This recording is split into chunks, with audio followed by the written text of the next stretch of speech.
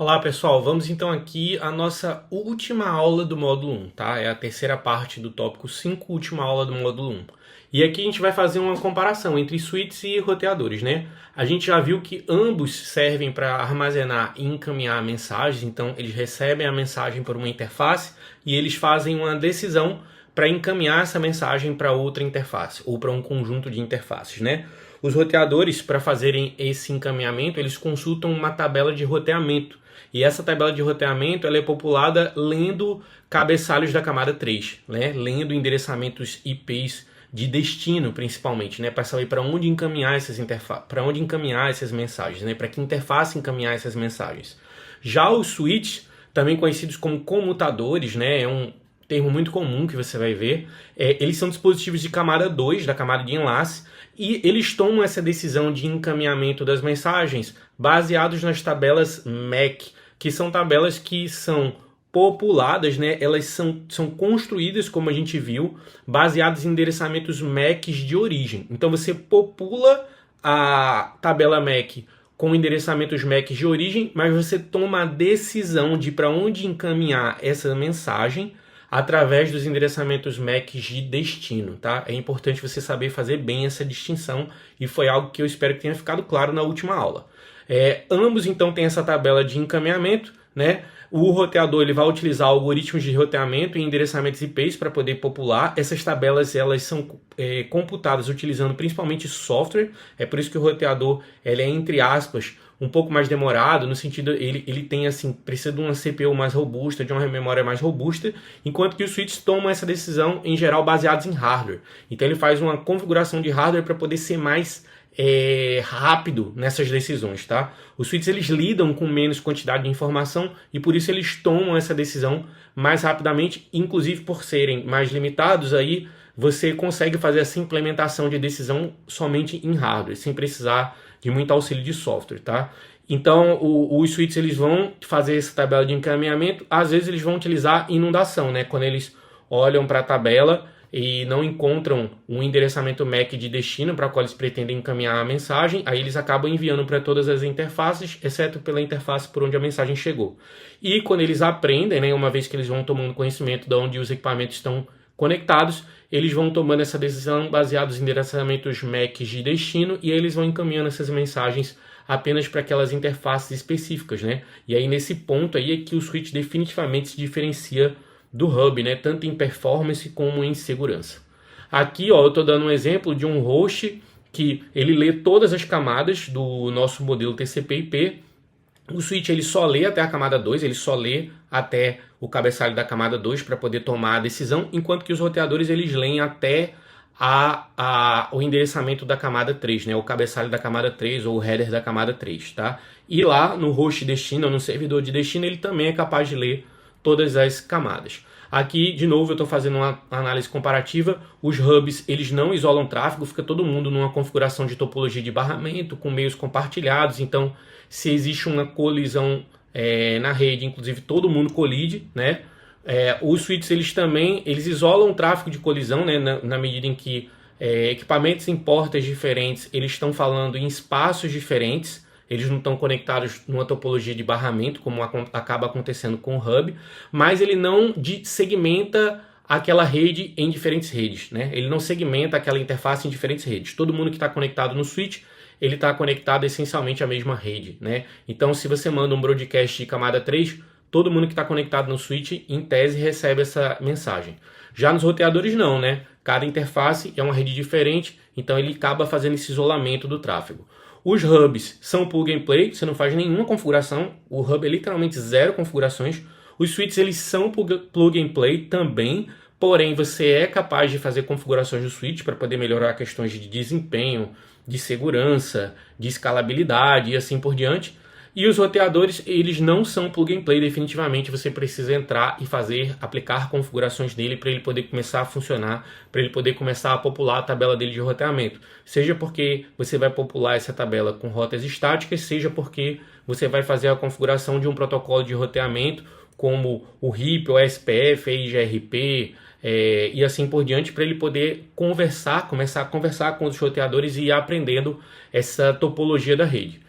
O hub, ele obviamente não otimiza a rota, o switch não otimiza a rota, ele nem usa rota, na verdade, ele não sabe onde é que... O switch, ele não tem a menor ideia de quais são as rotas que uma mensagem precisa usar para poder chegar até o destino. E os roteadores sim, que tomam decisão olhando para as rotas, ele vê quem é você, para onde você está indo, e ele sabe decidir, olha, é melhor você ir por esse link, ou é melhor você ir por aquele outro, ou eu vou fazer um balanceamento de carga, e hora eu vou mandar você para um lugar, hora eu vou mandar você para o outro, ou o roteador é capaz de perceber quando uma interface lá na frente caiu, então ele não vai te mandar por esse caminho, vai te mandar por outro, porque vai ser melhor, e assim por diante, tá certo?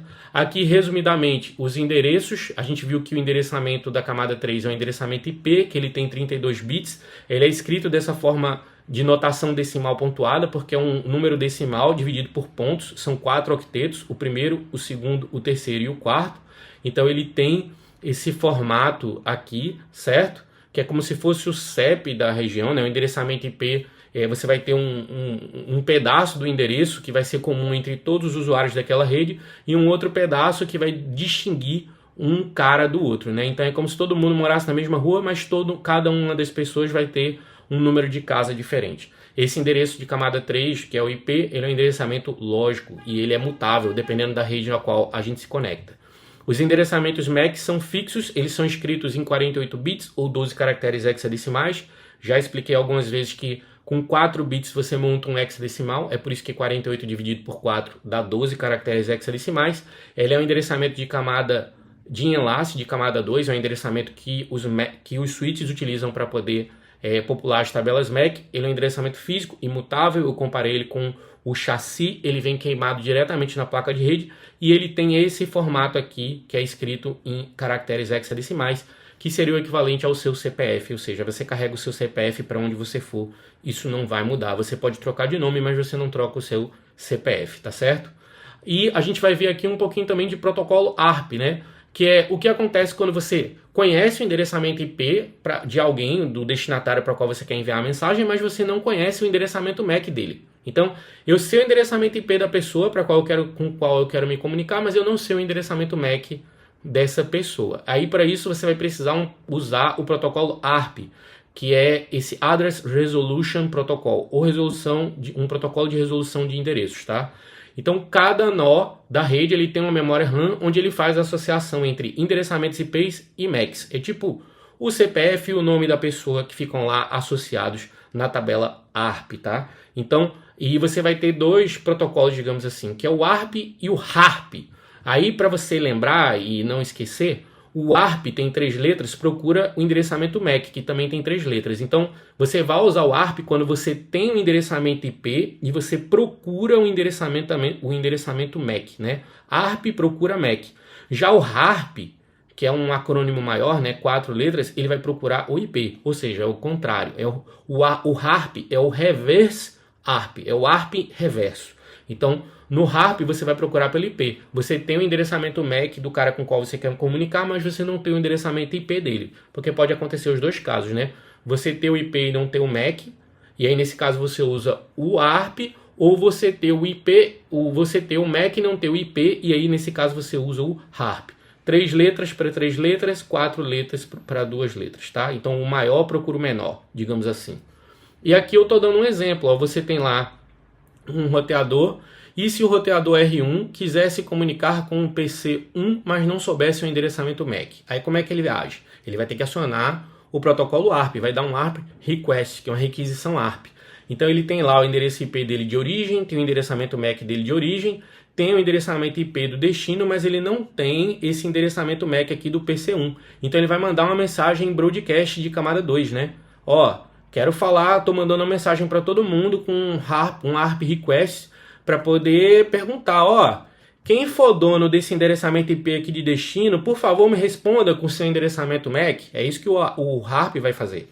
E aí, quando essa mensagem chegar no switch, como é uma mensagem de broadcast camada 2, o switch vai encaminhar uma cópia dessa mensagem para todos os dispositivos que estão conectados no switch, exceto para essa interface aqui, que é onde está o R1, porque foi por aqui que a mensagem chegou. E aí, uma das pessoas que vai receber essa mensagem é o PC1, né? Os outros caras não vão responder porque eles têm outros endereçamentos IPs, mas o PC1, que é dono desse endereço, 192.168.10.15, ele vai responder com o endereçamento MAC dele. Então ele vai responder com o IP de origem dele, o MAC de origem dele, que ele vai acrescentar lá na mensagem, vai ter o IP do destino, que foi o cara de quem ele recebeu, e vai ter o endereçamento MAC de destino, perdão, que foi a mensagem que ele recebeu. E aí vai fazer esse ARP reply, certo? Para poder responder. E aí quando o R1 receber esse ARP reply, é que ele vai ter tanto o endereçamento IP, que é o endereço de camada 3 do PC1, como o endereçamento MAC, que é o endereçamento de camada 2, e aí ele vai poder preencher a mensagenzinha dele lá para poder chegar no PC1 a comunicação, né? E se você quiser ver no seu computador a tabela ARP que o seu computador tem armazenado, porque ele guarda as pessoas com quem o seu computador se comunica com frequência, eles ficam armazenados na tabela ARP local do seu computador, né? Então ele faz lá, o seu computador ele faz uma associação de endereçamento IP com endereçamento MAC. É claro que na medida que você deixa de se comunicar com frequência com esses dispositivos, ele tem um timer que ele vai limpando essa tabela, porque senão ele ficaria ocupando um espaço infinito ali, e aí você teria problemas no seu computador. Mas se você der um ARP-A, como eu dei aqui no meu computador, aí ele mostra para vocês, ó, o endereço 192.168.0.100 tá nesse endereçamento MAC aqui, ó, C8A C4 F16103, tá? Quando ele não bota assim o número é porque tem um zero aqui, tá? Aqui, ó, endereçamento 192.168.0.102, ele tá nesse endereçamento MAC aqui. 192.168.0.105, D8365F772EFF e assim por diante. Então, o seu computador ele tem uma tabela própria, assim como os roteadores têm uma tabela própria, e aí ele faz uso dessa tabela quando ele precisa se comunicar com esses endereçamentos IPs aqui, e quando ele não sabe, ele simplesmente solta um ARP request na rede e espera por um ARP reply para poder adicionar essa relação endereçamento MAC e IP à tabela local dele para poder fazer a sua comunicação com o endereço de destino, tá certo?